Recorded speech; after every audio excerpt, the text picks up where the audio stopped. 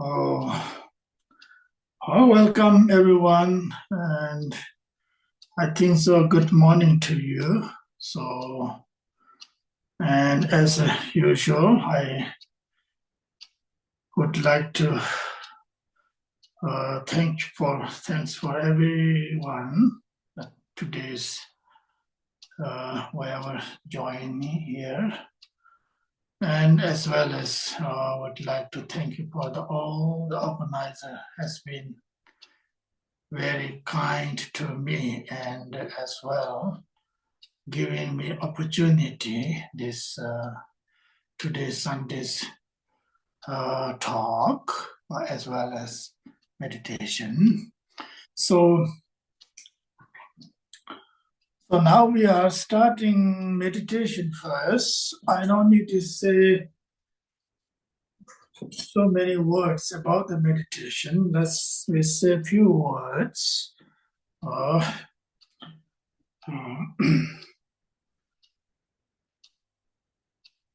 of course, the meditation, different forms of meditations, of course, you know.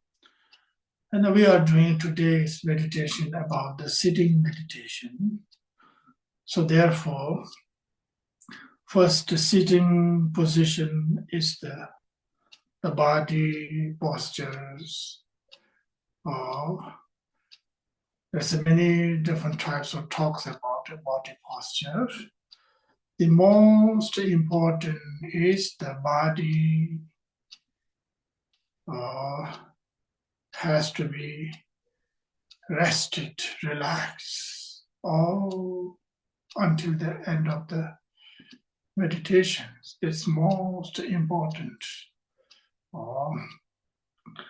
Then it says in the teaching, some Milarepa songs, it says our body like a mountain.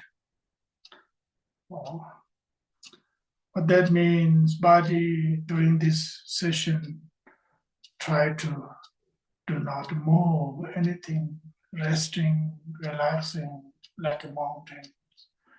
Even though there's a lot of things going on surrounding the mountains, you know, the winds, the airs, and sounds, and so on.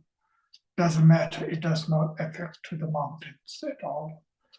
Likewise, our body, like a mountain, resting, you know, or relaxing the body, the awareness, or mindful close to the body, from the ground to the throat chakra, heart chakras, the navel chakras, also on all the lower part of the body, upper part of the body, relax, be aware about resting with the breathing, inhale, exhale. So that's the number one, the awareness or mindful with our precious body. Then the second most important is the sound, the speech, which is we have to silence always whenever meditate, actually, if it is possible, always silence. Sitting meditation, walking meditation, whatever meditation we do, recitation meditation, always silence. So therefore, in order to silence, meditation is to do with our breathing energy. So therefore, our breathing energy, very natural breathing in and out, effortless again and again. And that's the speech part, the body, the speech. Then the most important part is the mind, the heart. The heart is during meditation time, the most important part is really resting. It's the most important. You know, mind try to relax. rest and calm as possible.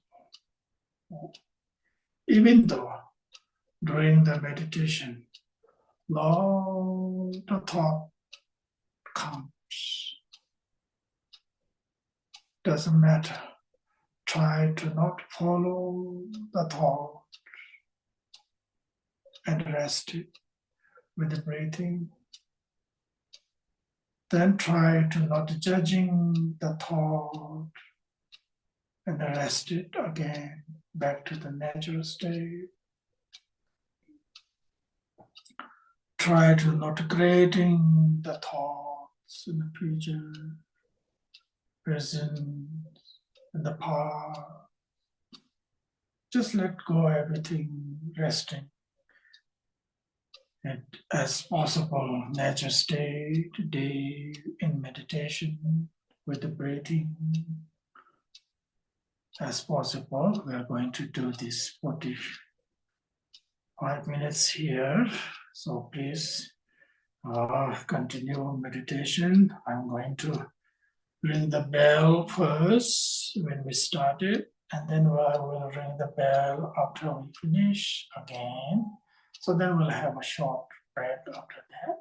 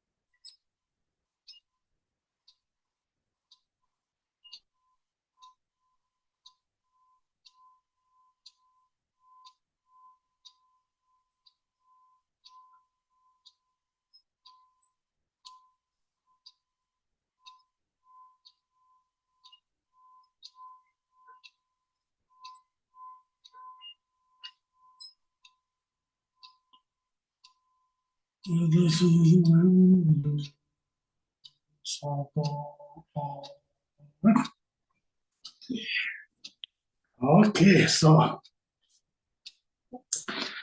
well, before we are taking breaks, I will say a few words about the meditations. Like to share a few words just to remind ourselves. It is always important to be remind ourselves. Uh,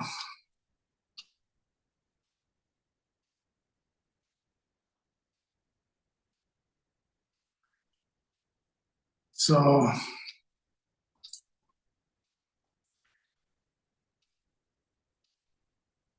of course, there's many methods, skillful ways of doing meditations. Uh,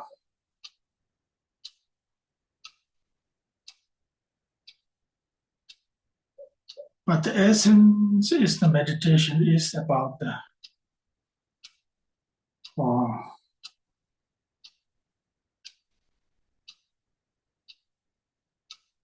resting mind itself, nature states as possible. I think that is the essential of the meditation. Resting mind itself, nature states.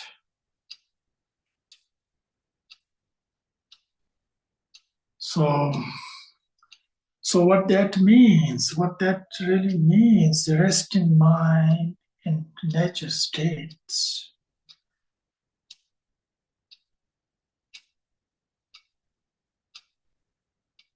What that means is my understanding is it does not mean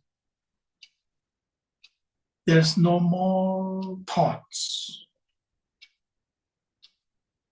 No. Thought will rise. Presence, past, futures. Thoughts always comes, no matter what kind of meditation we do.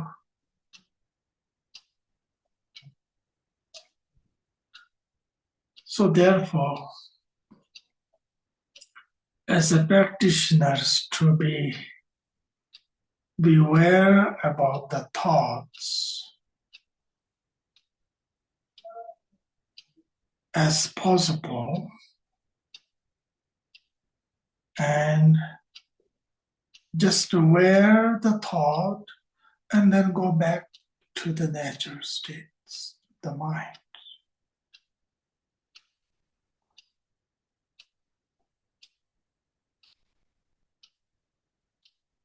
As a meditation point of view, thought rises from the energy of the mind. Whatever thought appears, whether it is past, present, future, meditator must know thought rises from my mind, my heart. No? So therefore, going back to the nature states, resting mind, natural as possible. The question is how to be?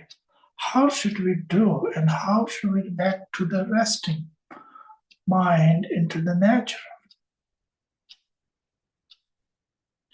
If we just thinking about, I want to be rest my mind into the natural state, it doesn't work that way. It's very clear. How it works. One way is very kind of complicated. One way is very simple. How it works? Meditators should be aware about your breathing. Your subtle breathing, you aware, resting with the breathing.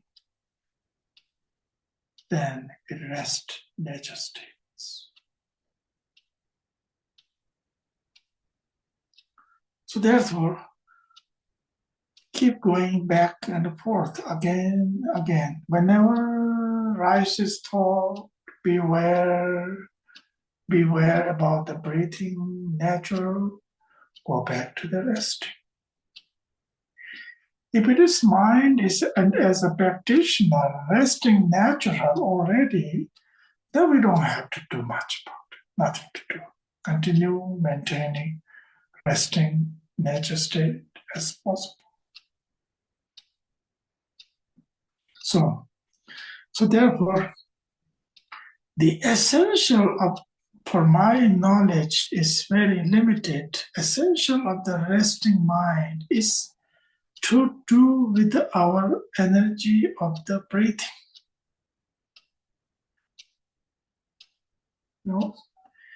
If we know how to control our breathing, if we know how to be gentle with our breathing, resting, and naturally our mind it remains calm and rested itself in natural states. So that is meditators has to find out our own energy. The energy, the real energy, there's many energies possible. But the essential energy is the breathing energy. Breathing energy is very powerful, actually. It is to do with our resting body nature state. It's pretty much rely on the breathing. The resting our mind as the silence, deep inside silence, that is relying on the breathings. The resting mind is deep into the very profound, deep inside. It's relying on our subtle breathings. So that is, I would like to say, is today's, of course, many of you recognize it, realize it, really.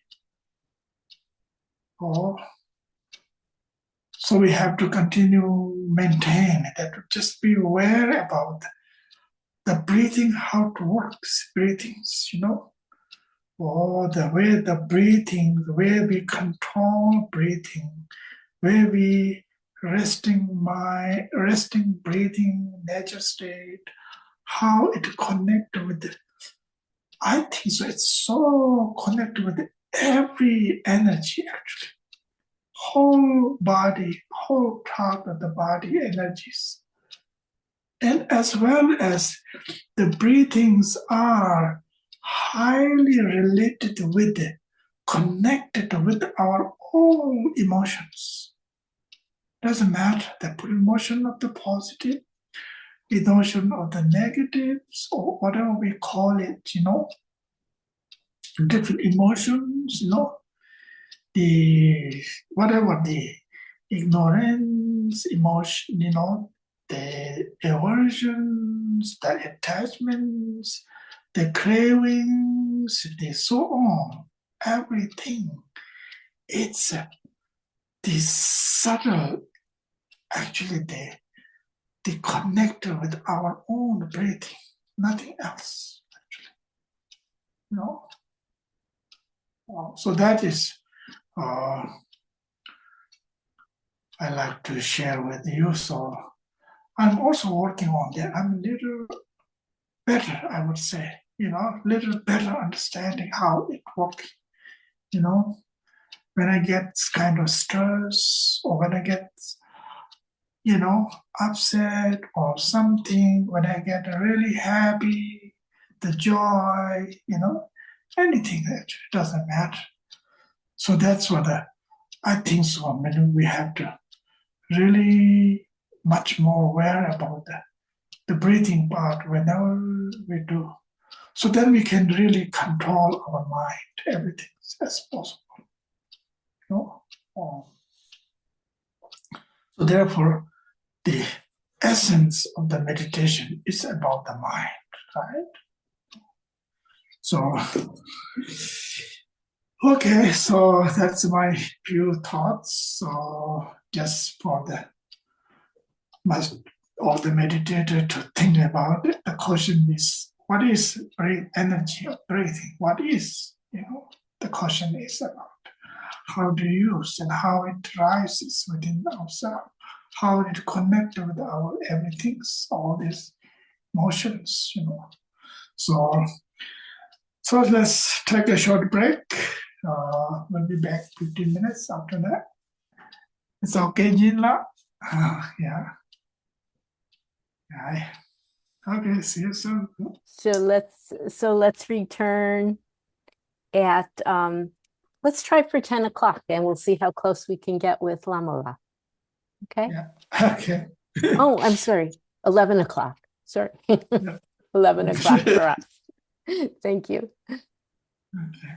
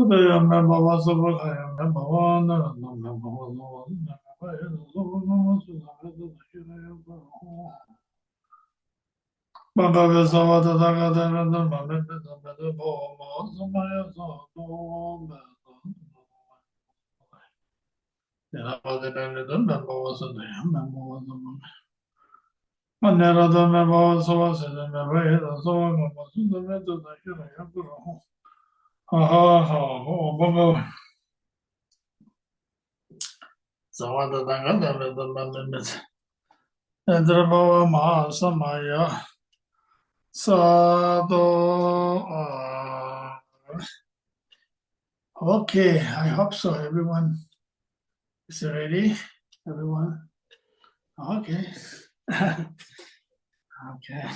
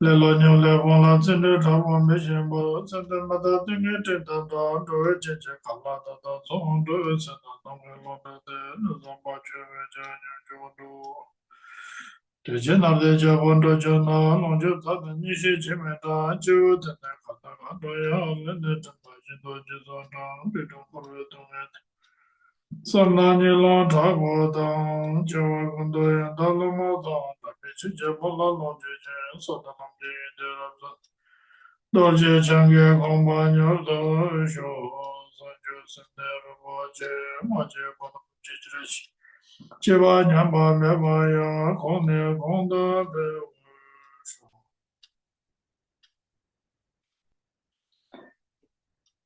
Okay, now welcome back everyone. So now today's topic is about the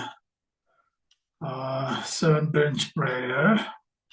So, which is in Tibetan, it says, Chatsalo Wadam Chujin Xiaguadam, Yisu Yerang Goshin Soi, Gyawa Jungse Dagi Jisaba, Tamche Zobe Chanju Chelmo. In English, whatever I have gathered through prostrations, which is the one, number one, prostration. The second one is offering. Third one is confession. Fourth one is rejoicing. Fifth one is requesting.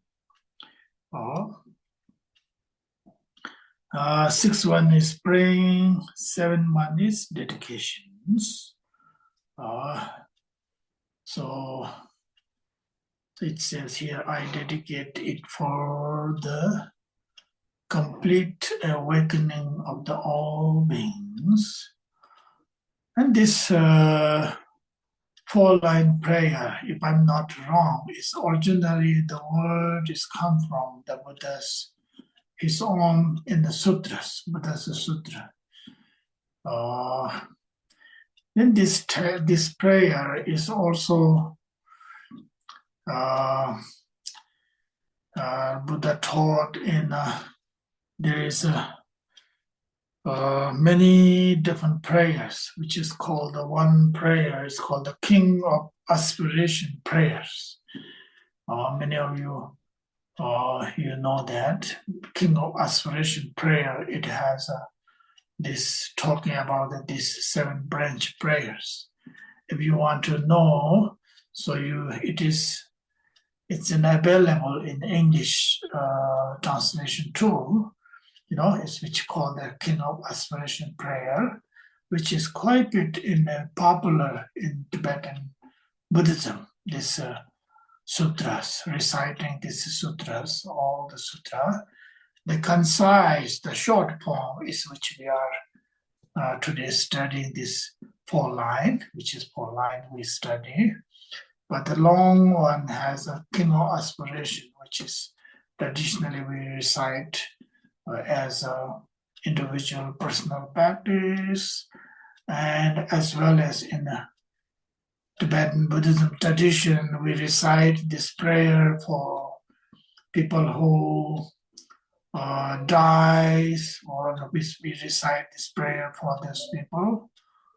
So this prayer is quite very, very profound teachings of the Buddha himself. So tonight I'm going to share a few words about this seven branch prayer or seven limb prayer, whatever translation they are, which I already read. The whole idea is actually we don't have to go through so many other things. The point is here is as a practitioners, as a non-practitioner, as a meditators, or anybody's, we all need it. It's accumulation merits and wisdoms are very requires, necessary, uh, in order to uh, the fully enlightenment, uh, reach to oneself enlightenment, and fully in order to benefit sentient beings. So we all are necessary to have accumulation merits and wisdom. So therefore, this topic, the seven branch, is the essential of the practice in Buddha Dharma's teaching, how to accumulate merit and wisdoms, Uh, so, so you know that accumulation merits is the methods part. Accumulation of wisdom is the wisdom part.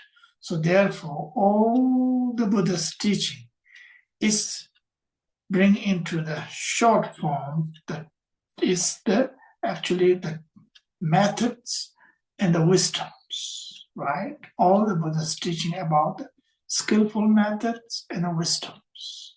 So therefore, this seven lamp prayer or seven branch prayer is one of the talking about how to accumulate, how to practice very concise, very short form. Every day we can accumulate merits and wisdoms to us for benefit for self and benefit for others. So therefore, this seven branch prayer is one of the very well known, even though like for as a practitioner, when we go some holy places like a temple or any places, everybody we recite this prayer actually. There is a short form of prayer. There's one seven of prayer. So that is the we recite because it's the including all this,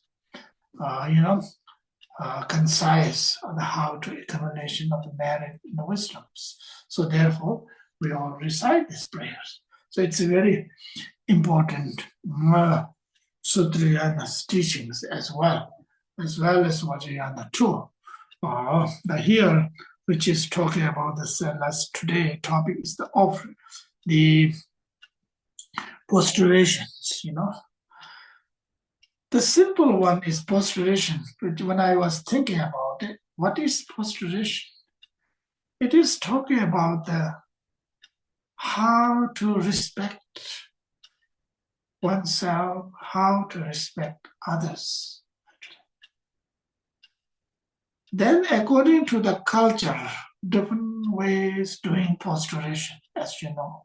The posturation means there is the body posturations, physical body, and speech posturation, which is we use the mantras, the prayers, which is the speech posturations. And the mind posturation means we are concentration, focusing, whatever we practices. So that is called the mind remain into the nature state. No anymore negative thoughts. Mind thinking about the quality of the Buddhas and the Bodhisattvas, their enlightenment of the male or female, their qualities to thinking.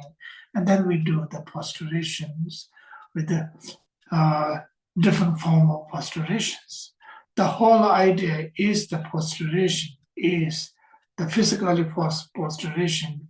We use this two-hand joint, which is represents of the jewel. What that means, two-hand joint, jewel, it means, precious things we have in our life, our mind and heart is precious, So with this offering, to join the hand actually like this way, Each tradition has a different ways to join. And the Buddhism, as far as Tibetan Buddhism, we join hand like this way, like a jewel, not closing here, little bit open the top one, like a lotus open on the top. So then we put the jewel hand in the ground, which represents of the body. Then we join at the heart, throat, represents the speech. Then we join at the heart, represents of the mind and the heart. So therefore, body, speech, mind. So that's why we do prostration to the Buddha, Dharma, Sanghas.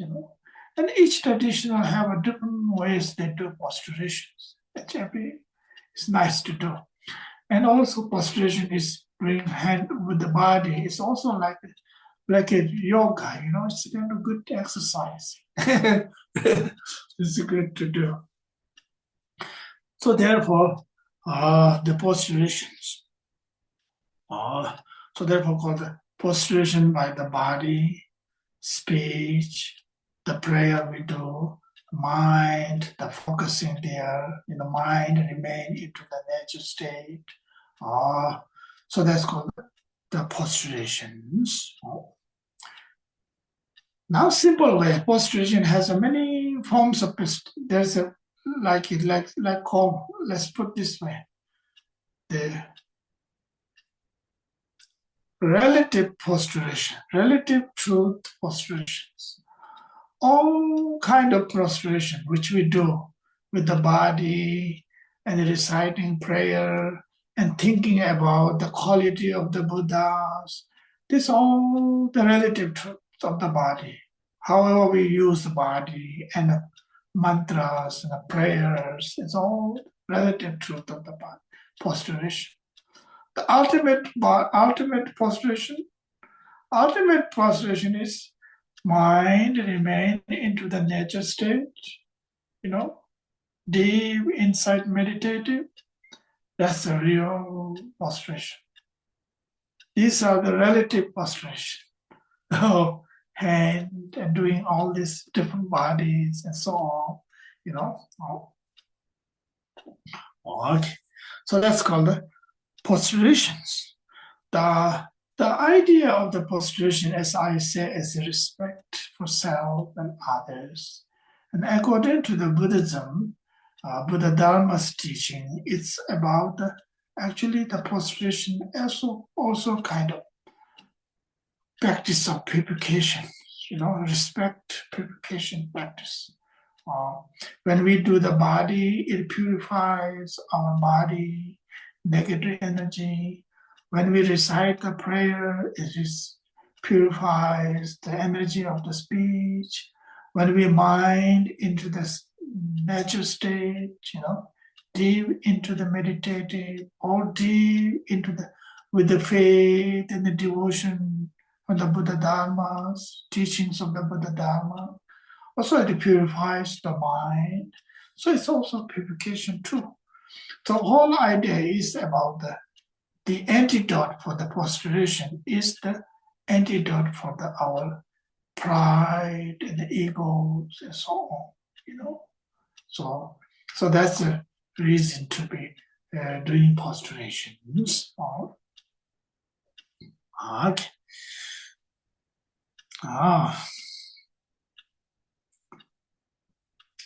Also, that is the seventh branch, number one. Then the second one is the offering. And again, offering is very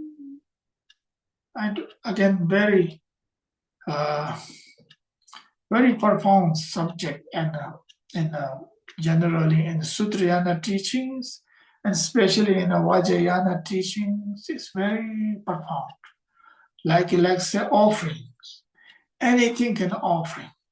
Anything like in Sutra, offerings, water, food, clothing, and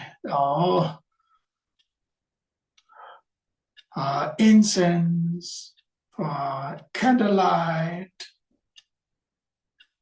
food, music, and so forth. Those are usually called outer offering, and which is every one, offerings for the sentient beings. Or- and then, especially, when it comes to the offering to the Vajrayana teachings, then there's a little bit more kind of much more elaborate. Then Vajrayana teaching is called the outer offerings and the inner offering, sacred offerings, and so on generally. Outer offering, which I explained,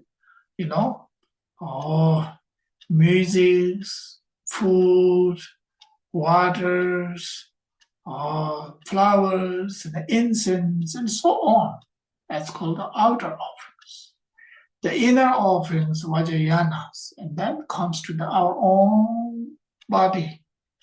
We offer our own body, whatever energy is there, or inside, all energy is there. So we offer that as a transforming our body into the meditating about the enlightenment bodies, and then we offer that through the light, through light comes from, of course, many you practice Vajrayana, light, mantras, and then offers to the Buddhas and the Bodhisattvas, and those others too, Also, there's many different offerings, very, very variety of offering, like a mandalas, all the different mandalas, maybe you may heard about, everything is about the offering actually, and then kapalas in the Vajrayana, they call the kapala offerings. There's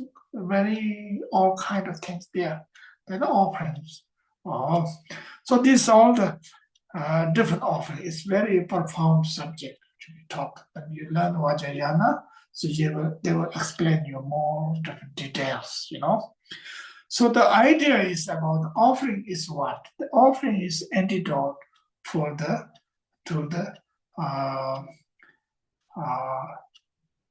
attachments. To let it go. Let let go. Just offer. Offering oneself, offering for the other living beings, offering for the Buddha Dharma, Sanghas, and so forth. Also, those are the practice about the non-attachment, practice about just letting go, just letting go everything.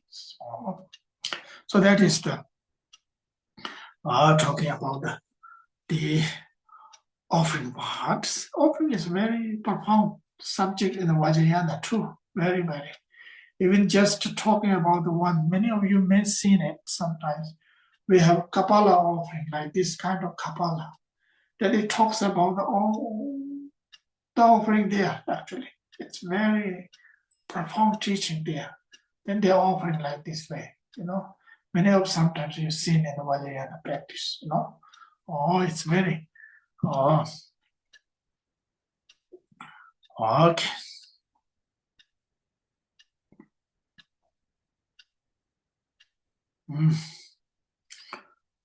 Okay, then the second is the offering.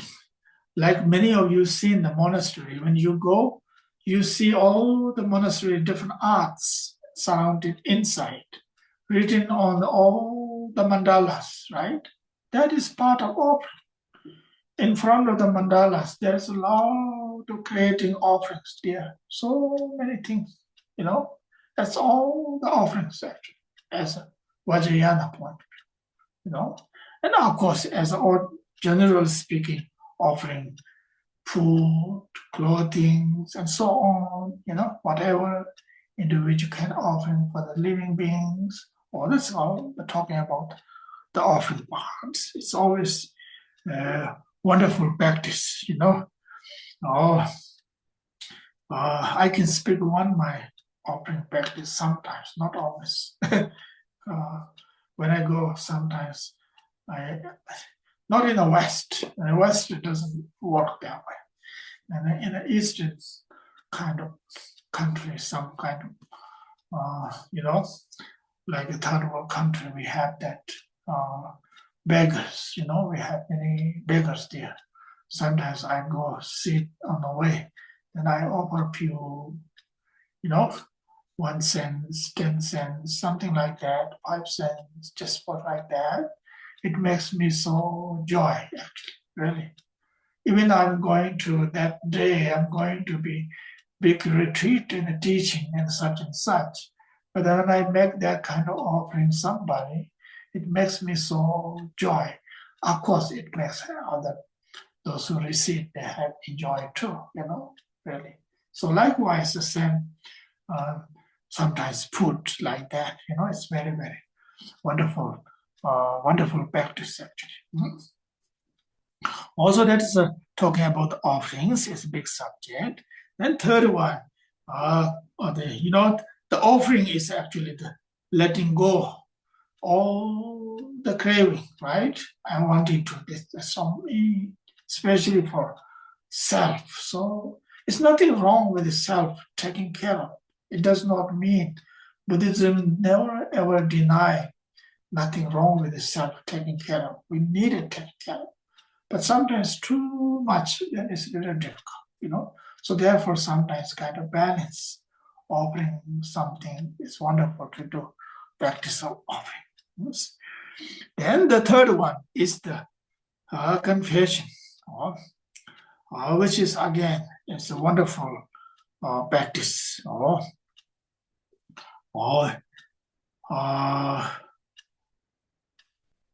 Actually, all the practices we do is about the compassion. Anything, including meditations or including doing some prayers, including like Vajrayana reciting prayers, the mantras, or it's all the confession actually, including offering itself is also compassion, the purifications too. So confession is actually as we call the purification practice, purifying, just letting go everything. Do not hold oneself. Doesn't matter. Not easy, but this is one of the good practice in the Buddhism, Buddha Dharma talk about it. Especially Vajrayana teachings talks about the practice of like Vajrasattva, purification practice. You may have heard about it. So all the practice is just letting go, right? Vajrasattva practice, what we do? Visualizing Vajrasattva about crown chakra, the nectar comes from there, dissolving, then purify our all the negativities, right? That's what we practice that way, through visualization, right? Or likewise. Or sometimes we practice in heart mantras, and then the mantra go around, light produce and purify our all the negativities, so on, not just this lifetime, according to Buddhism, life after life, to purify, just let it go, let it go. So let it go and give kind of how to say, I used to use sometimes forgiveness, right? When we practice of forgiveness, forgive self, forgiveness for others. It's not easy practice. I know it's not easy, but it's one of the wonderful to do it. So wonderful practice. All these other practice. Or like the same thing, like for sometimes what happened to me, kind of get angry, then few minutes, maybe after 1 hour or maybe 30 minutes, I realize, oh, it's not good. Just let go, or something like that. And some of those are good practitioners, they realize immediately, oh, no, this is not good. Just let it go, right? So on. So therefore, the practice of confession, its confession is the practice of actually forgiveness for self, and others, The real forgiveness practice is meditation itself. I think so. When we are remain into the nature state, as I said, remain into nature state, let it go, everything, whatever thought arises, past, present, future, whatever thing is, just let it go, remain nature state, I think that's one of the most I would say that's most powerful forgiveness for self and others, to letting go, the confessions. Okay. Awesome. Oh, the reason in the Buddhism, according to Vajrayana, we have to practice that for confession, just purify every time as possible. Morning, and especially as a practitioner, in the morning, just practice confession. And the nighttime, evening, before going bed, recollecting what is the today's what done, to let it go again, Also those are wonderful practices there. So this practice itself is the king of aspiration prayer, or the seven branch prayer itself is also very good practice for confessions, the offerings, everything, prostration itself. So that's what the third one, confession. And fourth one is talking about the rejoicing. Oh, it's one of the wonderful practice actually. It doesn't cost anything actually. It only costs the energy of the mind and the body actually. The speech, it does energy, but other than it doesn't cost anything. Rejoicing, rejoice for oneself. It's like we call sometimes appreciation, grateful oneself, right? I think that's a very wonderful practice. I try, sometimes I forget that, Every time, as soon as I wake up early morning, oh, again, today, again, new life, appreciate and grateful, thankful, or rejoice in myself, or rejoice for others, or somebody is a success, or somebody is doing meditation, or somebody is doing something such and such, whatever they're doing, wonderful things benefiting sentient beings, wonderful things doing, rejoice and grateful, So we get the same benefit to oneself, same things. The merit, we get the same equally benefits. So that's what the Milarepa says, in a teaching, his songs. Milarepa says, even though I have nothing to offer you, anything, but I'm rejoicing. I'm rejoicing for all living beings, their wonderful things they've done. They're doing wonderful things, so I get the same benefit, the merits, So therefore, rejoicing practice is very wonderful. Especially rejoice practices, we need it in communities too. Individuals, families, families, we need it to practice of rejoice. Sometimes, unfortunately, we have kind of opposite of rejoice is what? Jealous, right? Opposite of rejoice, right? So then we get, even in the sanghas, training, we need in the teachers, lamas, and so on.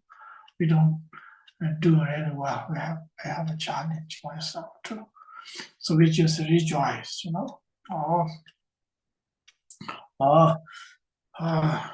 friends, families, and so on. We rejoice it all the time as possible. The practice of rejoicing. There's many stories like that. Buddha himself taught that the practice of rejoice is one of the best practices. Oh, that's for the practicing, rejoicing. The fourth one. Then the requesting. The requesting is the teaching. Generally request.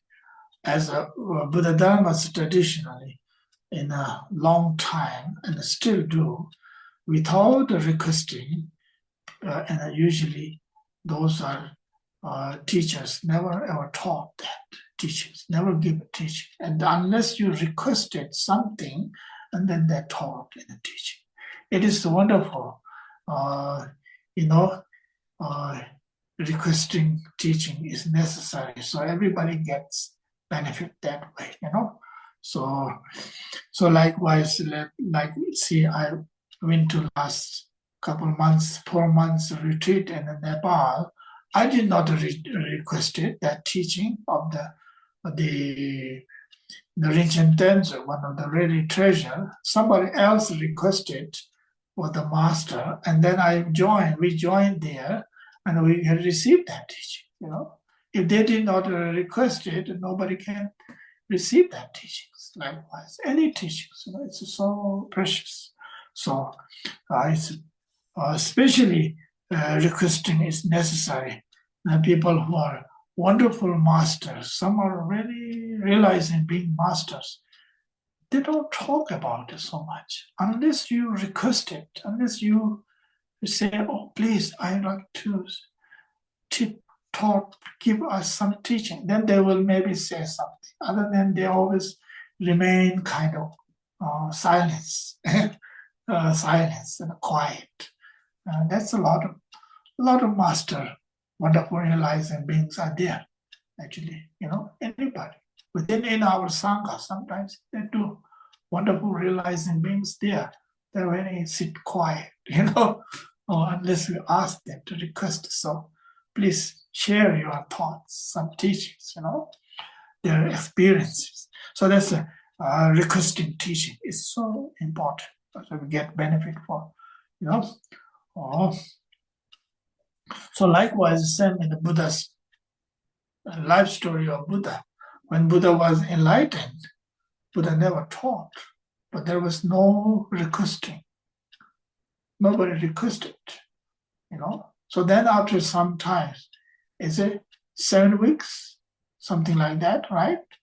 After 7 weeks, then requested by his own students, disciples, and requested. So then the Buddha taught the beginning of Four Noble Truth, and after that, Heart Sutras and so on, right?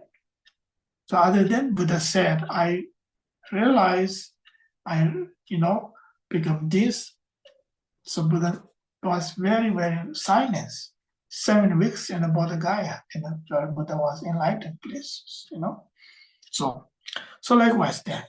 So requesting, it's wonderful to learn. Everybody can get the opportunity to teachings. So the sixth one is prayings. So which is actually the requesting, and the praying means sometimes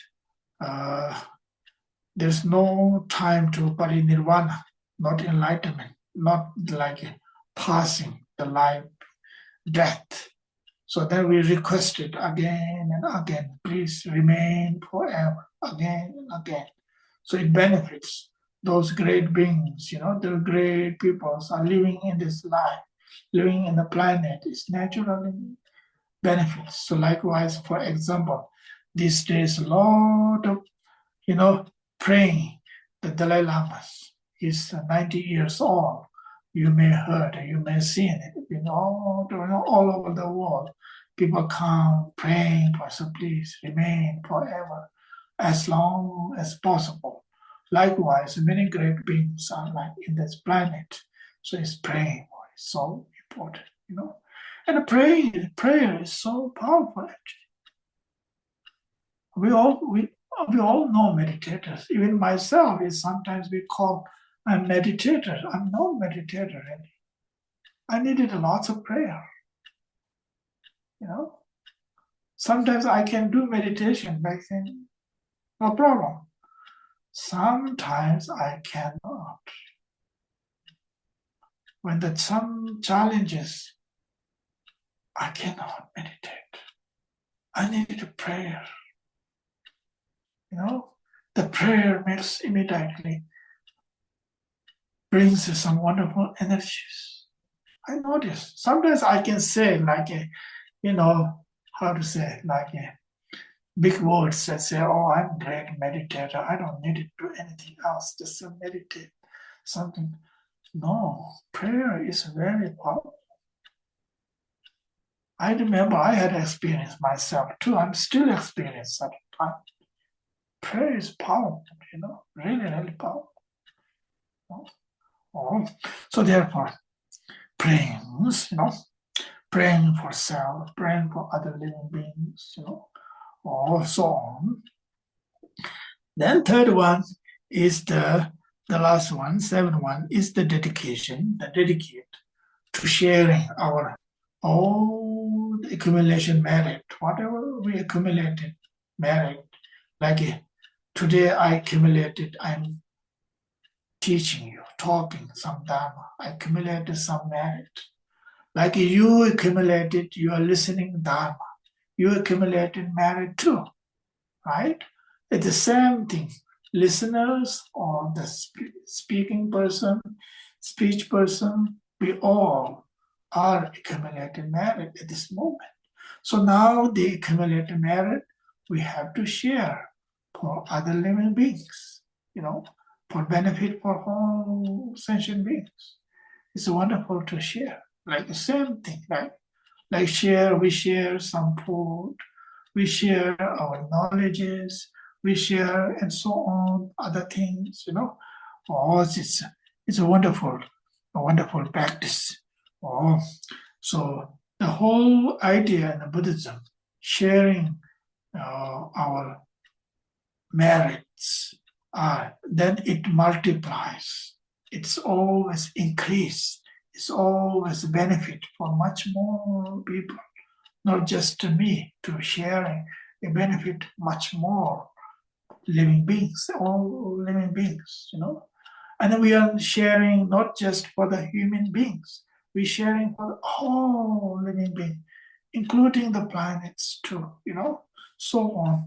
So we are sharing merit is not just this merit, this life merit, according to Buddha Dharma.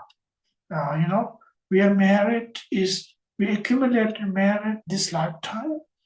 Many wonderful things we accumulated this lifetime. Sometimes we don't know. As well as we accumulated a wonderful merit in many lifetimes, according to Buddhism, Buddha Dharma's point of view. Many lifetimes. So we accumulated wonderful things are there. So we dedicate. Not just me, my accumulation merit, including not just me, all living beings are, we don't know. There's a wonderful things they've done. They're doing it, So everything about we think about, including the Buddha's merit, including the Bodhisattva's merit, including the living beings' merit, so on. So we dedicate through prayer, to thinking about benefit for sentient beings. Also, therefore, the dedication prayer or dedicating our merits is wonderful things to do. So that is my this evening talk. Now is the time for QA. We can. So I did not do any forgot here.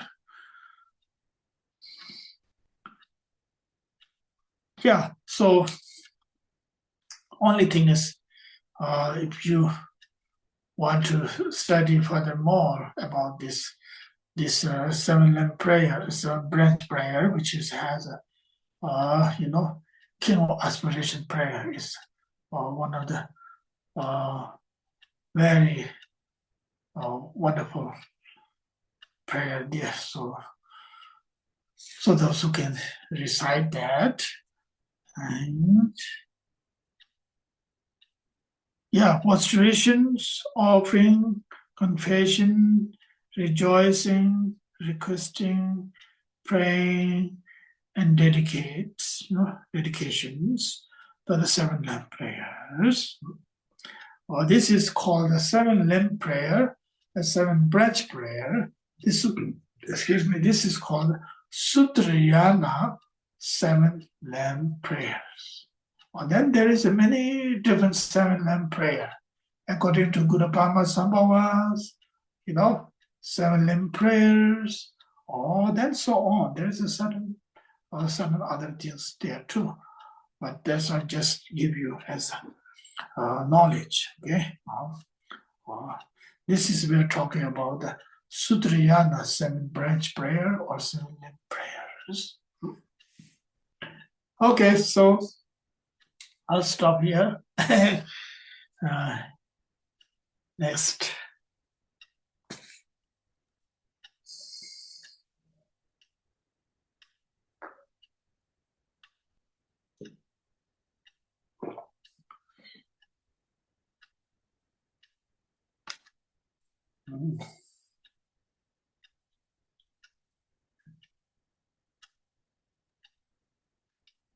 David? Yeah, any question is fine. You don't have to be this seven lamp prayer. You have any other thoughts, that's fine.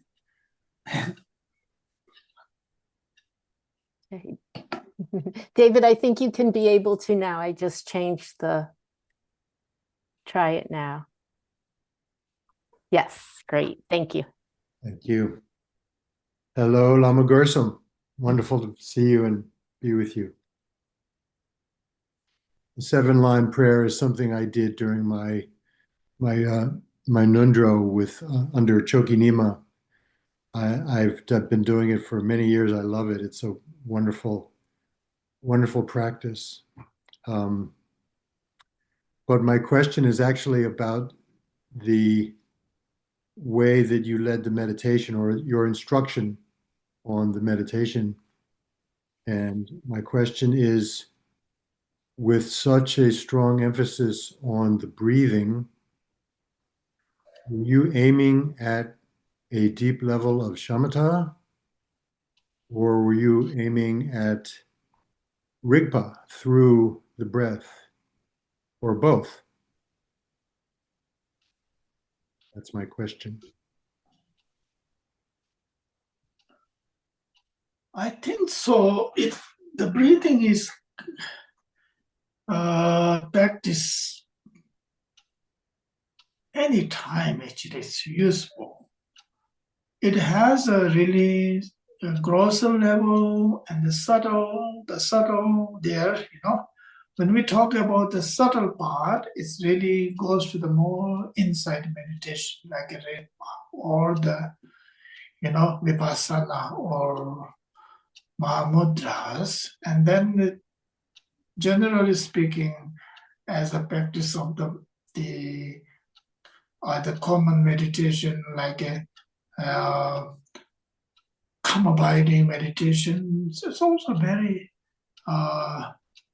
breathing is very, very required or wonderful things. Yeah, I've been kind of a little bit analyzing, kind of researching about how work. I think it goes with every different levels is possible. Okay, so you would encourage a very deep refinement of awareness of breathing, very, very profound, very subtle. Okay, thank you.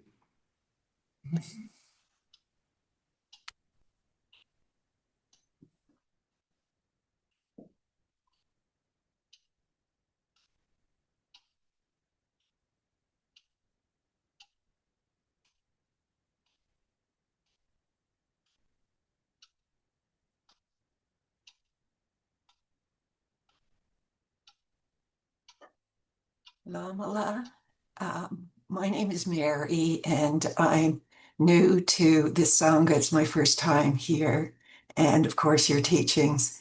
And I'm just so grateful and thankful. And I wanted you to know this has really made an impact on me.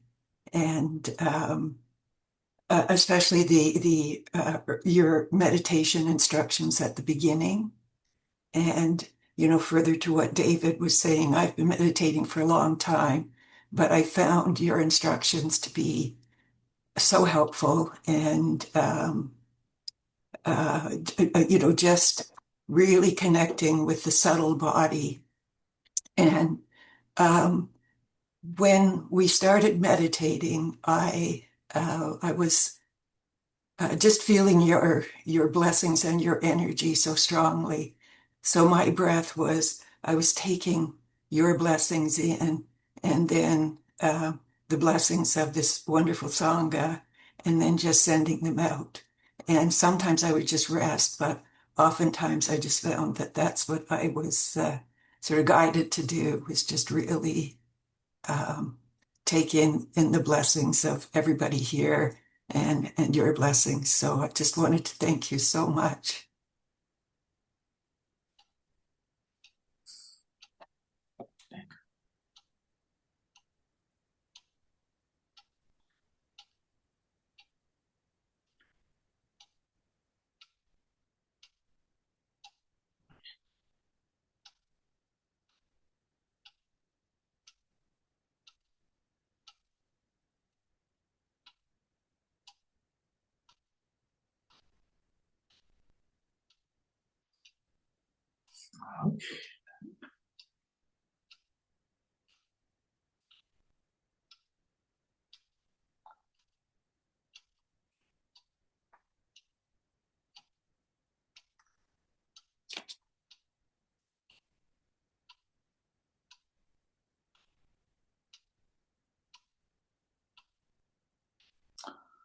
Well, so as just I thought maybe reminding ourselves the breathing part. Uh,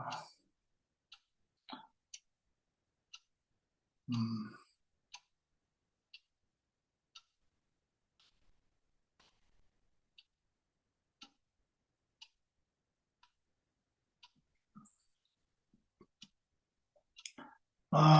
breathing part is, from my experience, it's very, very helpful for me myself. Uh, when I settle down, like in my body, when I have time enough, I just do some breathe first. Normal breathing, inhale, exhale, a couple times, Uh, just be aware of my breathings. Then I started my actual meditation.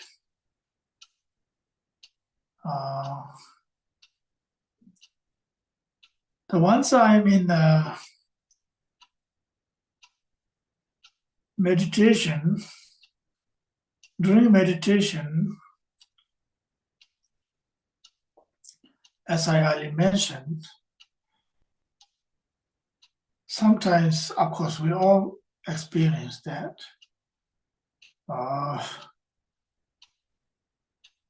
Strong thoughts rises.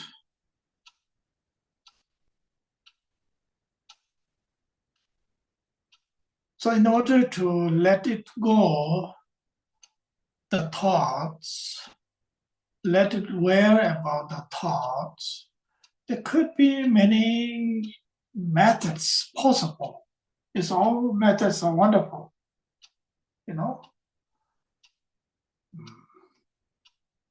Some may say, you just beware thoughts.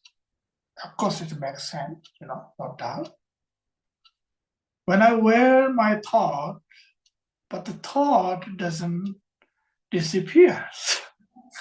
Thought is always with me.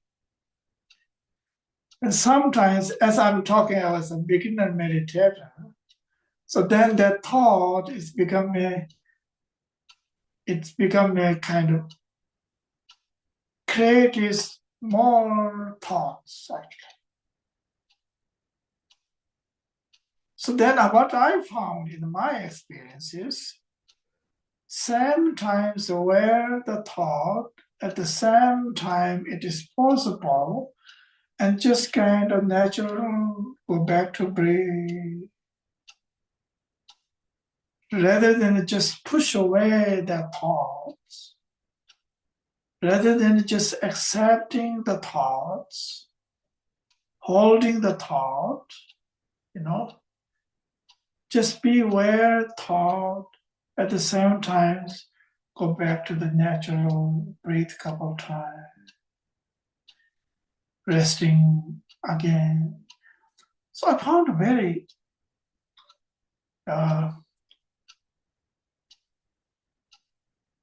dealing with my own this whatever thoughts kind of which distracts me, this disturbs me, this kind of challenges a certain time the energies, So soon as if I really reach my nature state, if I really well breathe enough, sometimes with awareness, mindful, breathe enough, very subtle time, subtle, breathing, if I reach that level, so then soon as I feel like deep inside kind of just free, relaxing deep. So that's why what I'm saying is that breathing, of course, it has its own different levels there,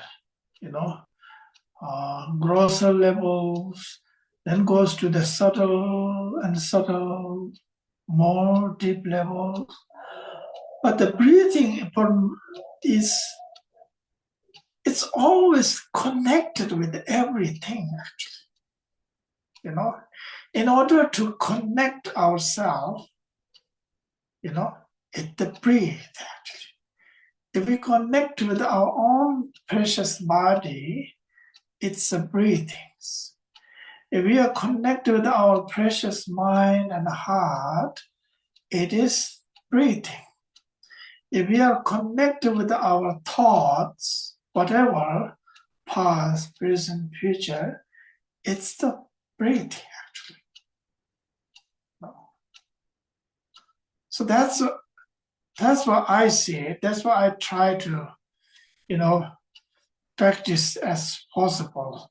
So individual can really understanding. It's not just, I'm not talking about anything in the intellectual way, We all can try to understand, experience from the deep inside, inside and from the heart. What I mean from the heart, not the intellectual way, The intellectual way is wonderful. Certain level we can certain different understanding better, So then we comes to the really practice more deeper, and then the breathing energy. What I'm talking about is the breathing energy is very powerful, very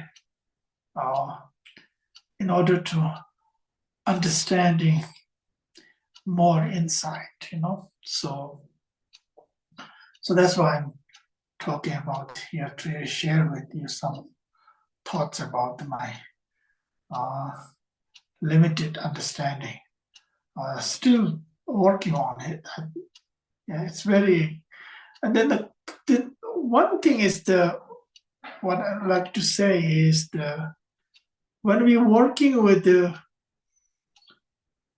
breathing and with the awareness and where thoughts are, so it's much more comfortable, much more gentle. What I mean is, when we were working with the direct with the thoughts, it's so kind of not easy. It makes kind of a strong, I think so strong will sometimes. Just I don't. Sometimes takes much more energy than with the working with the breathing and working with our thoughts, whatever, to letting go thoughts with the breathing and with the awareness. They're not really subtle. They are not separate actually, But as a practitioner, as a part of meditator, during that time, I would say it is a separation. They are separate, everything's there. The energy in the breathing is something. The energy is the thought, is something. The energy is the awareness, is something, That when we are understanding about the energy is the subtle part of the thought, then we can see how the interconnected is all these things, where it is connected, how it is arises, all the energies, how it let it go, remain into the continue in the natural. And then not just that, then one of the benefit through the understanding of the breathing, it makes, for my limited understanding, it goes a little bit more deeper, more deeper. At the same time, it's very kind of, how to say, the gentle way, rather than force to oneself. Very kind of kindness way. What I mean is, that's what we are learning, right? That's what I'm trying to learn too, how to be kind to self, right? So just thinking about kind, it doesn't work for me at the practice meditation time, So I needed kind of energy of the breathing. It supports to be kind with our thoughts, to let it go, let it be gentle, be nice to it, to let it. So that's why I'm talking about the energy of the breathing. Thank you again, everyone. Thank you so much. Lama Gursam, so much for accepting our invitation to teach. And I love that you said that we all benefit from the teachings, the teacher and the people that are listening to you. So I'm glad you will benefit from the merit as well. And we love when you're here with us. Thank you so much.